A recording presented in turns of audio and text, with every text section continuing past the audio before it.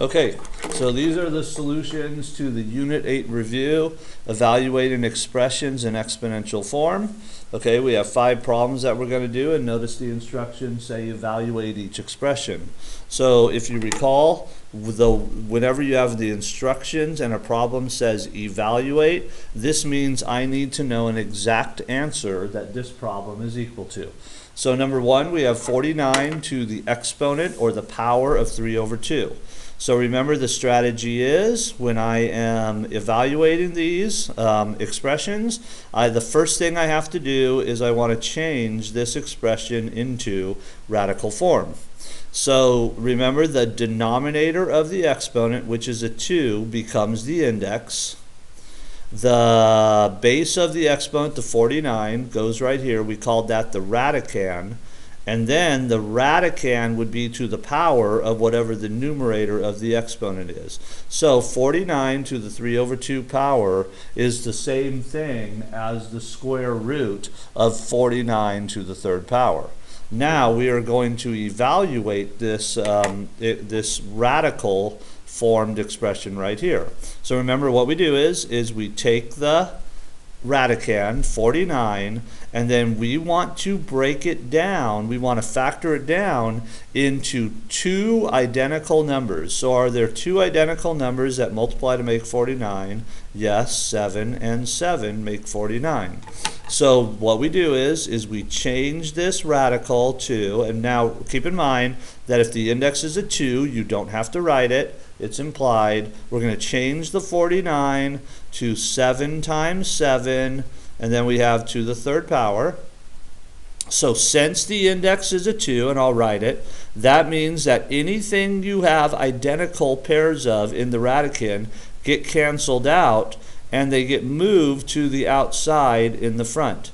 So that means my final answer is I have a 7, and since, if you notice, there's nothing, the entire radicand got canceled out, that means your entire radical symbol gets eliminated from your answer, but we still have this 3rd power. So this problem would simplify or evaluate to 7 to the 3rd power, and that means 7 times 7 times 7, which is 343. So number 1 would simplify to 343. Okay, moving on to number 2, we have 125 to the x. Let me zoom this in a little bit so you can see it. To the exponent, see it a little bit more clearly. Not now, obviously, but it's working its focus out. There we go. To the power of 5/3. So remember, the first step is we're going to change this problem into a radical symbol. Okay. The denominator of the exponent, 3, becomes the index. That's going to be important. The base, 125, becomes the radicand.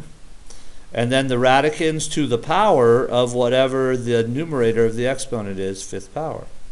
Okay, then what I'm going to do is I'm now going to take the radicand, 125, and I'm going to go ahead and I'm going to make a factor tree out of 125. Okay, so in other words, what times what makes 25? We have a couple options. Probably the easiest option would be 5 and 25. So 5 times 25 is 25, and I'm going to keep factoring each tree until I can't factor anymore. I have to stop at 5, but 25 can be factored into 5 times 5.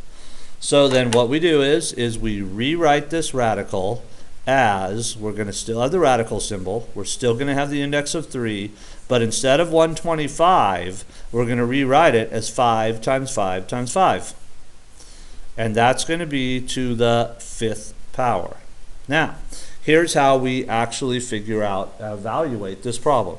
So this index of 3 says that we need to find identical triplets of numbers in the radicand, and you can see we have identical triplets of 5s. So we cross them out and we move them out into the front as just what they are identical as, a 5. So this tells me what my answer is. It's a 5. And since all the radicands canceled out, there's no radical symbol in the answer, but we do have a 5th power, so my actual answer is 5 to the 5th power. Okay? So number 2, you could do that. Now, you're okay leaving that answer as 5 to the 5th power And the reason why is because if you actually worked out 5 to the 5th power, and you can see me working it out on my calculator right now. So if I figured out what 5 to the power of 5 is, it's 3,125. So you could write that 3,125, or you could just leave your answer as 5 to the 5th power. I think either one would be acceptable. Okay, number 3, we have a 243, excuse me, to the x power of 1/5. So my first step to evaluate this is I need to convert it into radical form. It would have an index of 5. The radicand would be the base, which is 243. And then the base would be to the power of 1, and I don't have to write that.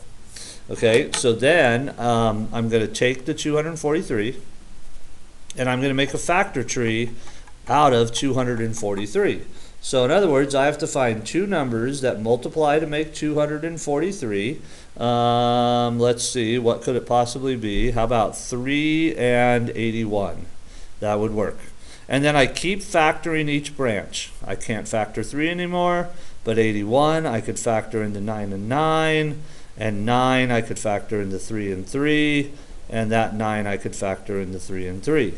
So you can see when I am done, I'm going to rewrite this problem as the radical with an index of 5, don't forget that, and then instead of 243, I'm going to have 1, 2, 3, 4, 5. I'm going to have 3 times 3 times 3 times 3 times 3. Where did I get all those 3 from? I did the factor tree. Okay, now this 5 tells me to simplify this, I need to find 5 identical numbers. And you can see I have 5 identical 3's. So that means they all cancel out, and then they go to the outside as what they're identical as a 3. So my answer to number 3 would be just 3. Okay, the radical symbol is gone because the entire radicand got canceled out. And then there's no exponent here. It's a 1, but that doesn't matter. Okay, moving on to number 4, we have 625 y to the 8th to the 1/4 power. So I'm going to follow, this one has this is the first one we've done where it has a variable in it. So I'm going to follow the same strategy. First step, convert this into radical form. The index is going to be a 4. The radicand is going to be a 625. Y to the 8th, it's the entire parentheses, that's your entire base, and then that radicand is going to be to the power of 1, but I don't have to write the 1. Okay, so now when I do my factor tree, only factor tree the number at the beginning. So I'm going to take the 625 and I'm going to make a factor tree out of 625. So that would be 5. So let's see, how many times does 5 go into 625? So 625 divided by 5 is 125. So we have 5 and 125, and I'm going to keep factoring. I cannot factor 5 anymore, but I could factor 125 into 5 and 25. I can factor 25 into 5 and 5, and so I'm done. So then remember your next step, and I'll write it over here, would be you draw the radical symbol, you keep the index of 4, and then for 625, you're going to write it as 5 times 5 times 5 times 5. So 5 times 5 times 5 times 5. And then now we're going to attack the y's. So y to the 8th means that we have 8 y's multiplied together. But since my index is a 4, I want to rewrite y to the 8th in groups of 4 y's. So I'm going to write it as y times y times y. That's 4 of them. And then I have another y times y times y times y. So that would be how I break down 625 y to the 8th. Okay, so now since the index is 4, it means I'm going to look for identical numbers that come in 4s. You can see I have identical 5s. So all of those 5s cancel out, but then they go out to the outside as just what they are, a 5. The same goes with these. Since I have 4 identical y's, they cancel out. They're going to go to the outside as a y. So I have a 5 and a y, and if you end up with multiple items on the outside, you're going to multiply them. But I have another set of identical 4y's. So those are also going to go to the outside. So I have another y. So notice all the radicals cancel out, so my answer will not have the radical symbol in it. So I have 5 times y, so this would simplify down into 5y squared. That would be number 4. Okay, last one, number 5. We have 243 p to the 15th power to the 1/5. So my first step is, and I'll work down instead of across here, I'm going to convert this into radical form. The index is going to be a 5 because that's what the denominator of the exponent was. And then my radicand is going to be 243 p to the 15th. And then I'm going to have it to the power of 1, but I don't have to write that. Okay, so now remember what my next step is. I'm going to take 243 and I'm going to make a factor tree out of it. Fortunately, I already did it up here in number 3. Notice I had a 243. So I know it's going to become 3 times 3, 5 times. So when I'm done with my factor tree in number 5, I'm going to have an index of 5.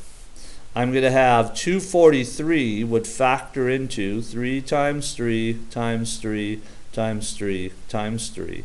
And then I'm going to break down the y's. Notice I have, or p's, sorry, p's. I have 15 of them. I'm going to break them down into groups of 5.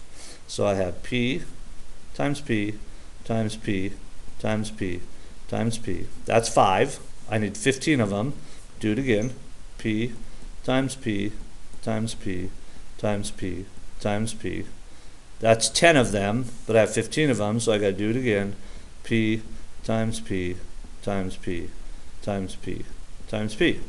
Okay, so now anything that I have identical 5s of, I cross them out, so I have identical 5s, and whatever they are, I put them on the outside. 3. I have identical 5s of those p's, so I put that on the outside. Multiply them together. I have another set of identical 5s of p's, cross them out, put it on the outside. I have a third set of identical 5s of p's, cross them out, put them on the outside. When I multiply all these together, I get 3p to the third. Notice everything crossed out on the radicand side, so that means there's no radical symbol in my answer.